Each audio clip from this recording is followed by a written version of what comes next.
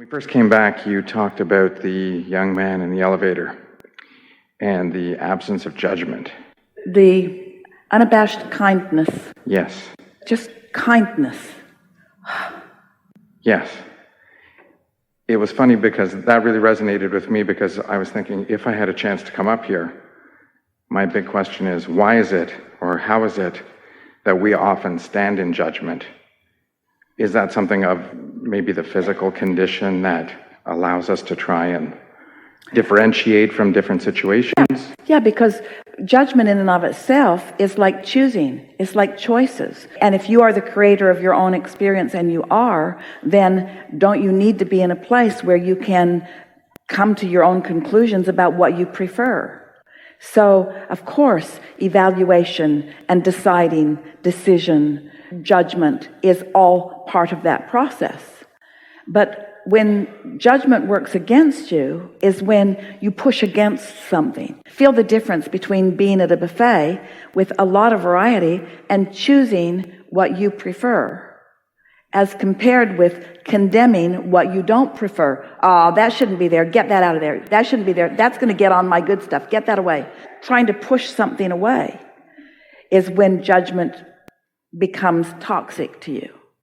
Because in this attraction-based universe, there's no exclusion. So when you say yes to what you are choosing, you're including it in your vibration.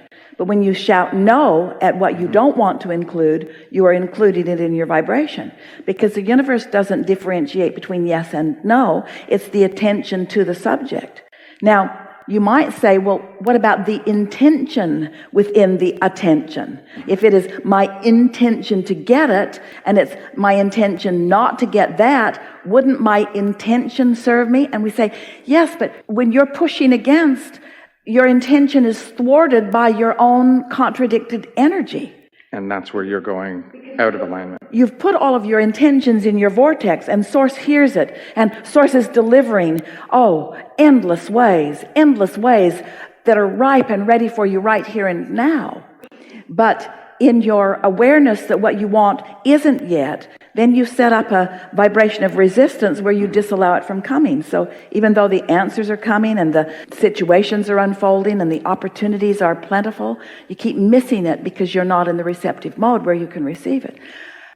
One of the things that we think is really worth pointing out is that because this is a vibrational universe, and because you are interpreters of vibration, then it is accurate to say this is a perceptual universe. It's as you perceive it to be. And you perceive it to be because of the lens, so to speak, that you have active. So how thoughts are turned to things, most people are under the flawed premise that everybody sees things like they see them. But the longer you live, the more you realize that that isn't true. And so often you find yourself trying to explain or even defend your position to others who are seeing it differently from you. And that is perhaps the most detrimental habit that you have, of trying to talk somebody else into seeing it the way you see it, because that sort of judgment, it's trying to push away their wrong opinion in order to make way for your right opinion. Only your right opinion gets lost in the mix, and your attention to what you think is wrong becomes dominant in your vibration. Right. So everything that feels good to you, to any of you, what feels good for this reason. You're in alignment with it. Anything that doesn't feel good feels not good for this reason. You're out of alignment with something wanted. Every single time, no exceptions. So we can use that as a tool, the judgment, and like you said, choosing that which is pleasing to us as opposed to condemning that which isn't. But you see, the reason that you would condemn someone else is because you're not understanding, and a lot of people feel this way. If you are still living a conditional life where you really believe that your happiness is dependent upon these conditions changing, and since those people don't want to change the conditions, they don't even agree with you that that's a condition that should be changed, or they would like to change it to something that you don't want, then their opinion feels like a threat to your happiness, because your happiness is tied to your being able to change the condition. Oh, did you get that? So in a conditional world, if you believe that the conditions have to change for you to feel good, then you got to round them up, and you've got to indoctrinate them, and you've got to wrestle them to the ground, and you got to make them agree with you before you can feel good. And that's not happening because the entire universe is not working with you in that regard. So in that case, it would be the same as building up the resistance and putting yourself completely out of alignment, even though the focus of desire is it's proximate enough, but you're coming at it from the wrong angle. And even though you're well-meaning, and even though what you want is for good reasons.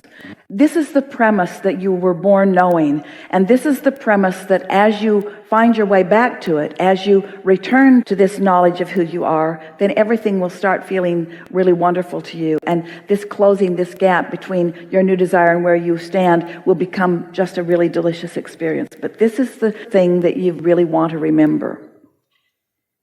You came with diverse interests because your diversity is your greatest strength.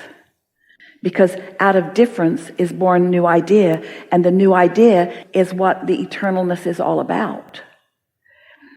If you could remember that no one else has to agree with you, that it isn't agreement with the others that is required for your happiness, it is agreement with yourself.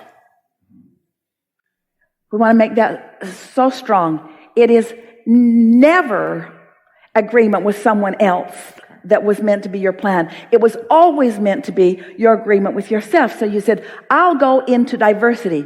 Yay, diversity. And from it, I will choose what I prefer. Yay, my preferences.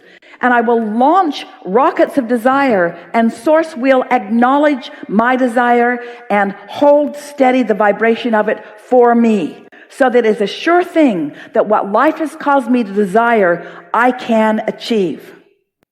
And no one else is necessary to the equation, but they were of enormous benefit because they helped you launch the rocket.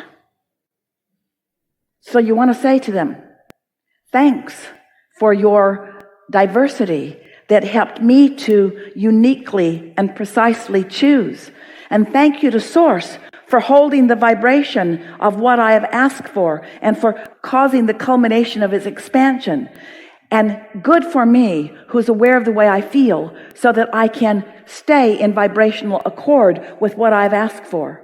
And then I will be the turner of those thoughts to things for the world to behold. Now here it gets a little tricky. Now the world beholds me in my abundance, or in my fame and fortune, or in my happily ever aftering of whatever it is. And now I am part of their diversity. So they might like me, they might not like me, but how they feel about me is not my business, because I can't do anything about how they feel about me. The only control I have is between me and my own desires, you see. And once you figure that out, and once you are consistent with that, then you'll be out and you'll be evaluating, and you'll see people doing things, and you won't choose it, but you won't feel the need for them to change their lifestyle or their beliefs in order for you to feel good. And then you will be free. And in their differences of things that you don't choose, you will discover what you do choose. So their very existence that you oppose, maybe with every fiber of your being, is what is causing you to carve out the perfect life for you. And isn't it nice that that's the way it is all for all, you see? That's why Source can remain in that place of pure positive energy all the time. Because Source lives in step 5, understanding that your contrast is good for you and everyone else. So there's never a reason to condemn someone else in their brokenness or in their sickness or in their contrast or even in their abusiveness or in their anything that you don't like. There's no reason to push against them, because it doesn't get you to where you want to be. And in fact, it will get you to where you do not want to be, because you get what you think about, whether you want it or not. So we will make this strong statement to you, to all of you, that the reason that anyone would feel judgment or need to control another is because you're not secure in your own alignment yet. The reason anyone would worry that someone's going to suck their energy is because they're not secure in their energy. The reason anyone would worry about anything is because they've had lapses in alignment. But you can restore yourself to that with far less effort than it takes to learn a computer program. It doesn't take much because the universe will back you up in all of this. There's not a shred of evidence to the contrary of any of this anywhere. So when you decide that you want to feel good and you begin focusing in ways that do feel good, and then you begin watching the manifestation, the turning of that intention into manifestations and coordinated rendezvous and conversations and manifestations of all manner, then you get your sea legs. Then you start remembering, oh yeah, I remember who I am. I'm someone who thinks, and I'm someone who thinks deliberately, and I'm someone who can focus, and I'm someone who uses the laws of the universe to my advantage, and I use momentum to my advantage, which is saying I use law of attraction to my advantage, and I focus deliberately when it's appropriate for me, and I get diffused when it isn't. I have control of this. And now life is so fun because the diversity doesn't scare me anymore. It doesn't sicken me anymore. It doesn't disgust me anymore. It doesn't make me feel intolerant or judgmental. It thrills me. The diversity thrills me, just like a department store that has more to choose from rather than 2 items, or a restaurant that has a broad menu rather than something specific that I might not like. In other words, in the diversity, I have more choices, and in more choices, I have more power. But in more choices, I must exercise more control of my focus. You see, I must care more about how I feel, and I must focus with more intentionality. And when I do, when you do, the payoff is enormous, because now you're moving through life and it's new in every moment. And so is the diversity new in every moment. And so there are new options for new ideas, and that's like fresh breath of air. Every time a new desire is born within you, it's new life that you have given birth to. But you know why it feels that way? Because all of us rode that rocket with you. When you discover something new from the diversity that you are living out here on the leading edge, and you're doing it all day, every day, we are thrilled with the newness of it, and we give our undivided attention to it. That's why you can't back off of it. So we give our undivided attention to it, and when you do back off of it, you feel the loss of it. And when you turn your attention to it, you feel the breath of fresh air of it. And when you believe it, you are thrilled by the momentum of it. And when you doubt it, you are hurt by the clamoring of the resistance that happened when you stuck your stick in the spoke that was moving so fast.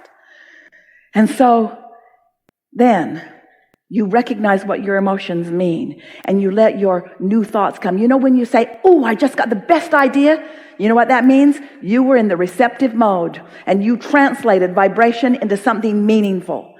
And that thought, if you could revel in the importance of that manifestation, that thought is a manifestation. You made it happen. You allowed it to happen.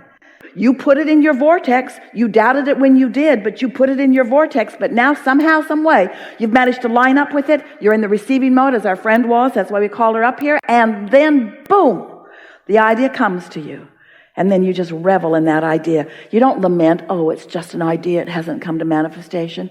Oh, it's such a good idea, it's such a good business, but it needs so much money that I don't have. You don't do that. You revel in the deliciousness of the idea. And as you are able to hold that vibrational frequency, then the next comes, and the next comes, and the next comes. So idea feels good, idea feels good, idea feels good, idea feels good, rendezvous feels good, everything feels good as it flows and flows and flows, and others are watching you in amazement.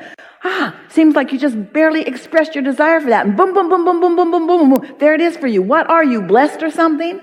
Yeah, I figured out how to let the laws of the universe work for me. I decided to accept my worthiness. I decided to accept that I am cared about, that I am loved. I decided to accept that I'm a good person. I decided to accept that what I lived before doesn't matter, that the only thing that matters is where I am now in relationship to what I want. And I've got the juices flowing now. That's how life is supposed to feel for you. It's the way it feels for us about you. We revel in your intentionality, whether you're blocking it or not.